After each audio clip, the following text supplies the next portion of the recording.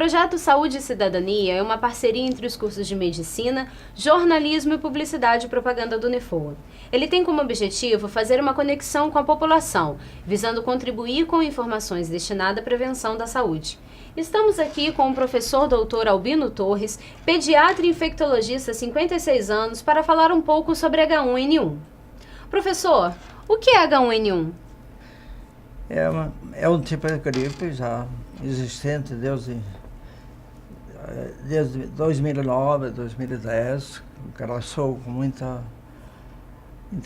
muitos casos, né, com alguma mortalidade e morbidade, né, mas ela necessariamente não é nenhuma gripe tão diferente das outras, só que o vírus é do tipo A, né, foi isolado em suínos, em porcos e depois no ser humano, né.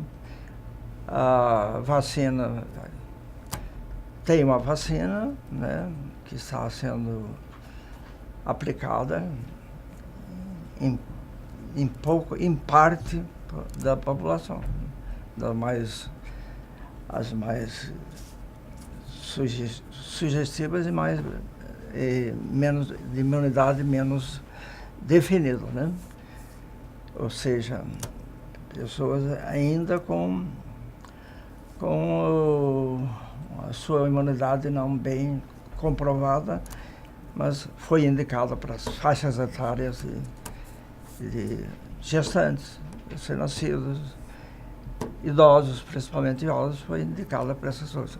Que para nós que estudamos essas viroses, nos causa espécie, porque ela teria que ser uma vacinação universal, toda a população, concomitantemente, no dia A ou B ou C marcado, fazer como se fazia com a poliomielite. Devia ser todo o Brasil, da criança naquela idade, toda a população devia ser vacinada. Não existe vacinas para todos, né? Mas essas indicações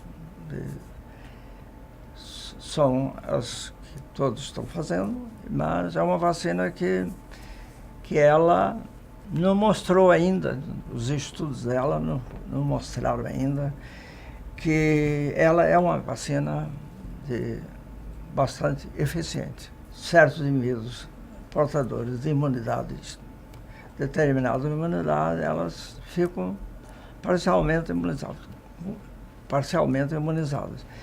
Sabe disso sobre a pesquisa? É muito pouco, né? Mas é isso que realmente a gente tem. Professor, como é possível identificar a gripe? A gente, primeiro, usando a experiência clínica, né? Tendo a vivência com as outras gripes e fazendo algumas comparações. Ela, por exemplo, só mesmo com o cultivo do vírus é que a gente pode realmente dizer que é a gripe H1N1, né? Mas ela tem um comportamento, tem febre, tem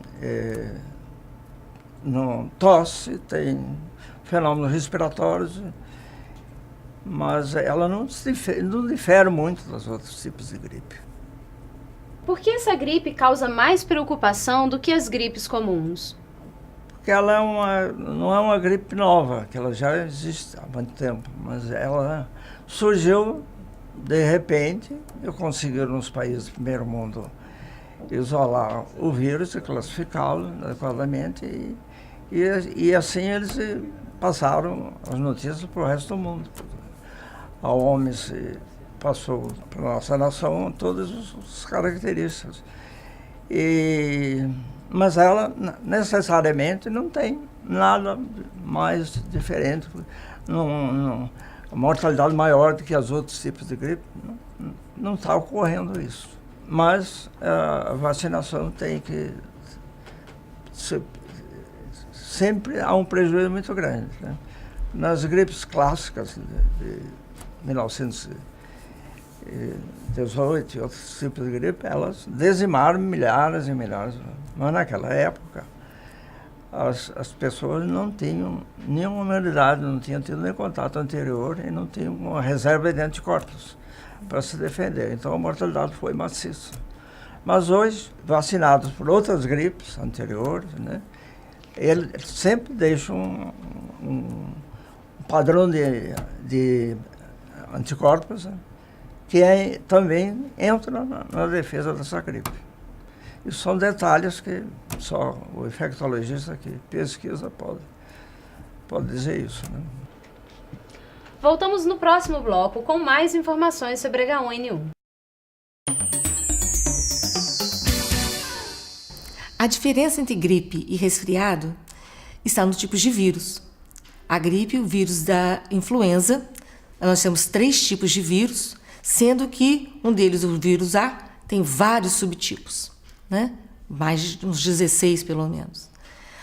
O resfriado tem vários tipos de vírus e a gripe será uma doença, quando instalada, com febre, um mal-estar, dor de cabeça, que vai ser mais curta, mas a pessoa se sente mais adoecida, enquanto o resfriado é uma doença mais prolongada, mas geralmente sem febre, mas com congestão, coriza, espirros, né?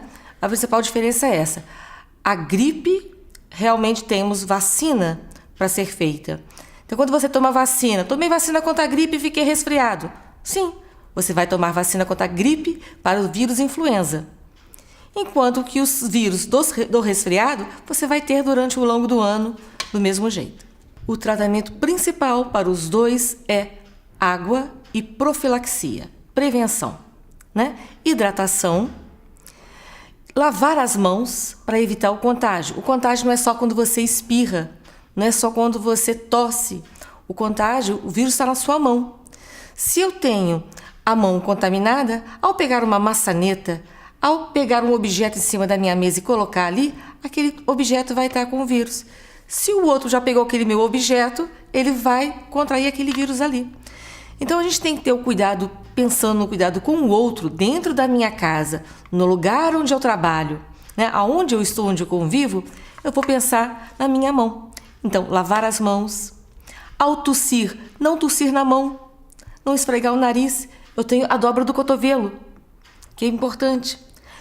O lenço, às vezes eu vou usar aquele lencinho ou aquela toalhinha que a mamãe limpa o narizinho da criança.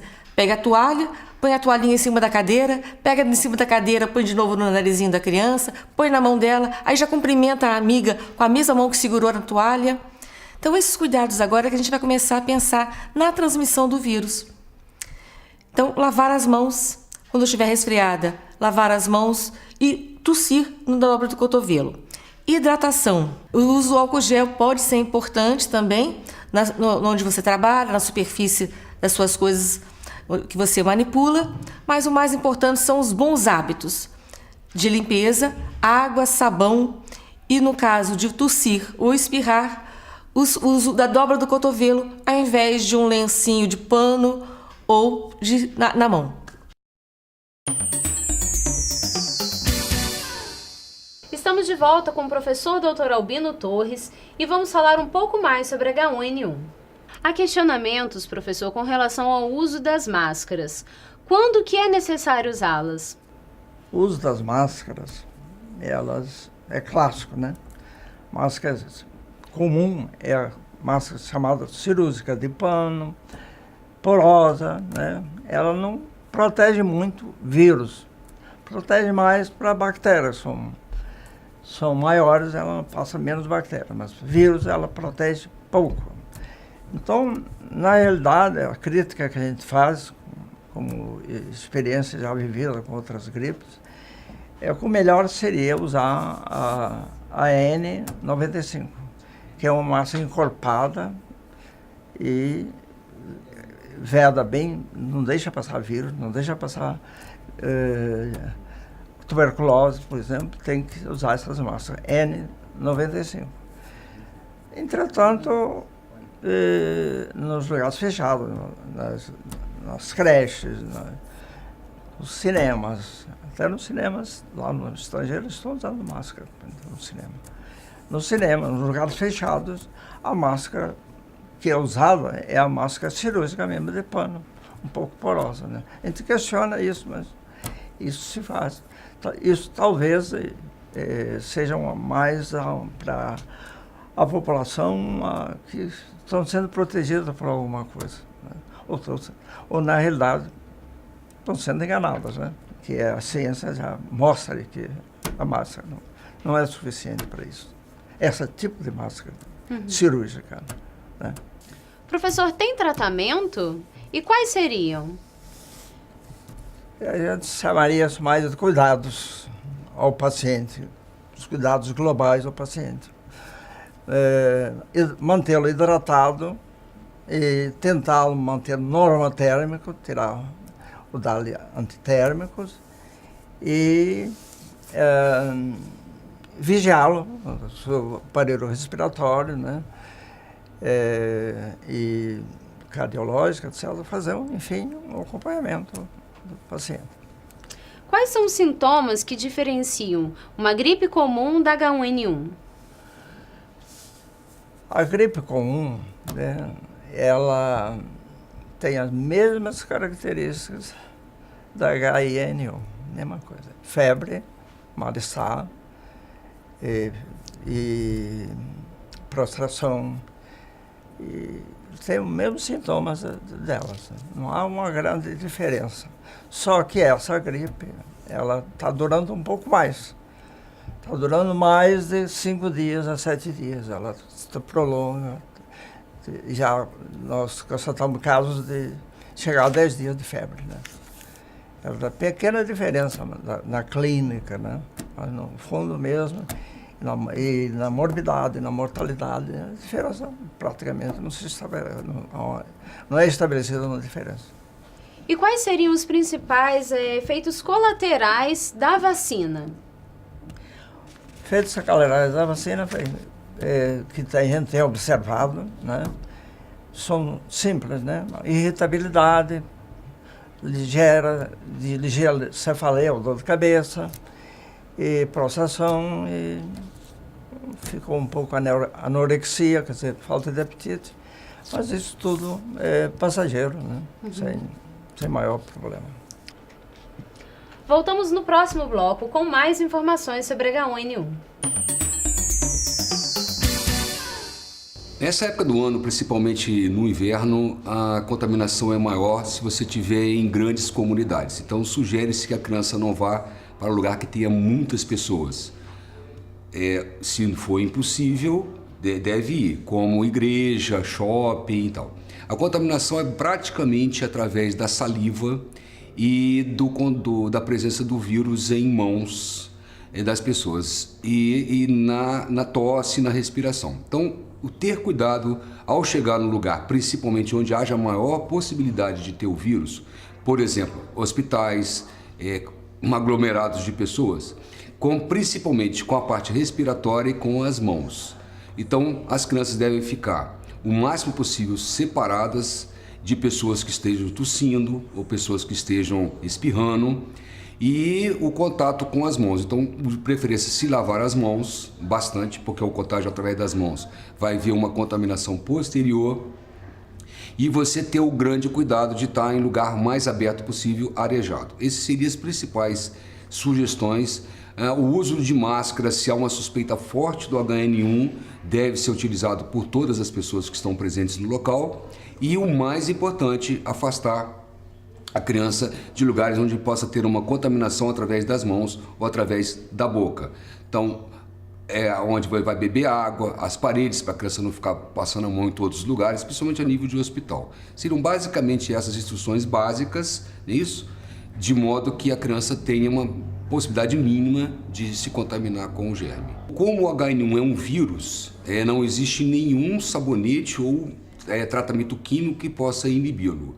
Então, na verdade, os sabonetes antibacterianos são para bactérias. Como é um vírus, os cuidados têm que ser basicamente de higiene. Higiene na via oral e na via manual.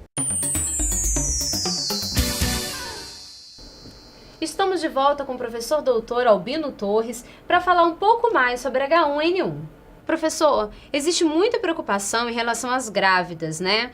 Existe algum cuidado especial em sua recuperação no caso delas terem sido contaminadas? Os cuidados são os mesmos de um paciente comum, né? Mantê-la bem, norma pirética, quer dizer, controlar a febre, e hidratá-la, aumentar os líquidos, a ingestão de líquidos, e fazer o exame físico durante esse período, né? Esses são os cuidados principais. Ela não vai responder diferente.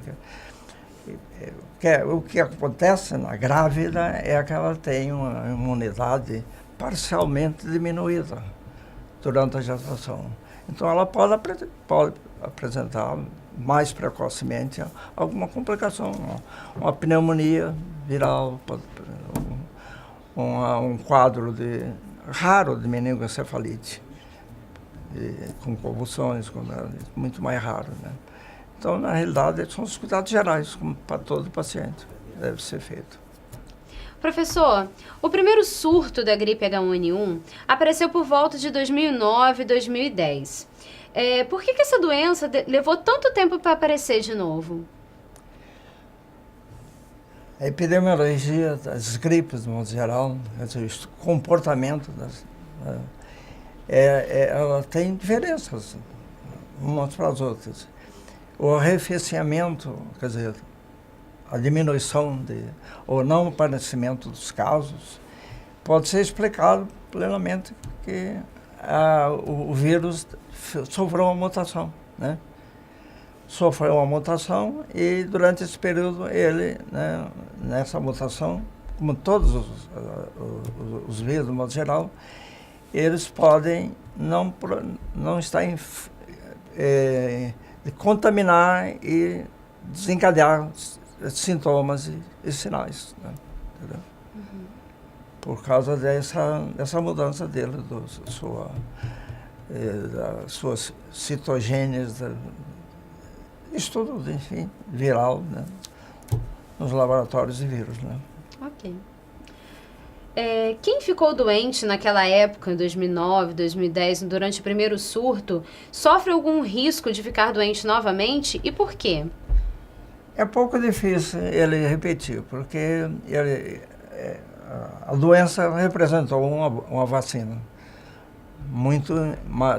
tão boa quanto a vacina artificial, até melhor, né? Então, o risco é muito pequeno de ter complicações dessa gripe que está agressando agora nessa época. Quais são as prevenções recomendadas? As prevenções recomendadas é exatamente evitar os aglomerados, em primeiro lugar, né? Lugares fechados, né? Manter as pessoas que se apresentaram febris, com sintomas da gripe, né? Febre, mal-estar, etc. E mantê-las isoladas. Lá fora eles estão fazendo isso, estão mantendo as pessoas em casa, a família toda em casa. Deixa só sair quando passar aquele prazo, que aquele doente se curou e que liberam ele para contato com a comunidade, né? Isso é a medida de saúde pública em países do primeiro mundo. Aqui a gente não tem isso, não. Mas seria uma boa implementar isso. Professor, muito obrigada pelas informações e pelas explicações. Ficamos por aqui com mais um Saúde e Cidadania.